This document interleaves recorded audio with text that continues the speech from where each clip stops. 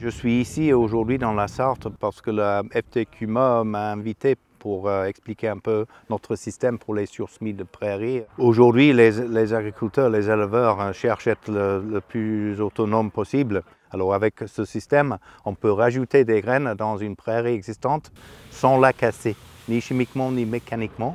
On peut rajouter des graines de plusieurs espèces et puis aider un peu l'autonomie fourragère. J'ai un semoir Simtech TSM, de la société Simtech Aitchison, qui est français, mais qui suit un principe qui a été créé en Nouvelle-Zélande. La pièce maîtresse de ce système, c'est le petit soc, qui fait un petit tais inversé sous la surface. Ça passe à 2-3 cm de profondeur. Le sol s'ouvre, les graines tombent derrière. Ce petit dessin, ça explique bien ce qu'on essaie de faire avec le petit soc en forme de patte de doigt.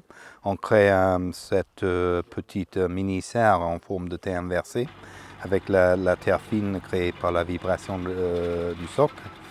Et puis une chambre dans laquelle les graines peuvent germer à l'abri du sec, si jamais il fait sec après le semis. Et puis sous la paille, alors ça retient bien l'humidité s'il y en a. Et puis on voit aussi que les graines sont bien plaquées au fond du sillon, où elles sont en contact avec l'humidité qui remonte avec la capillarité. Par contre, avec un semoir à disque, souvent les semoirs de semi-direct la mise en terre de la graine est faite avec des disques, et puis, où toute la force est verticale, et puis on a un V pincé un peu compacté. Souvent la paille est enfouie avec les graines.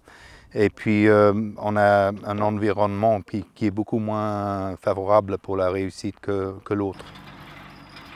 La deuxième particularité de cette gamme de machines, c'est le système de distribution des graines qui est un peu spécial, qui a été conçu en Nouvelle-Zélande il y a 40 ans. Et puis pour chaque descente, il y a une mousse qui tourne contre une surface lisse avec une canalière rétrécissante. Et les graines sont prises par la mousse dans la canalière. Et c'est la vitesse de rotation de l'axe qui fait le débit. On peut semer à 1 kg à l'hectare en trèfle pure. On a du mal à voir que ça bouge, mais ça peut monter à 400 kg en trèfle parce que la mousse s'adapte à n'importe quelle graine.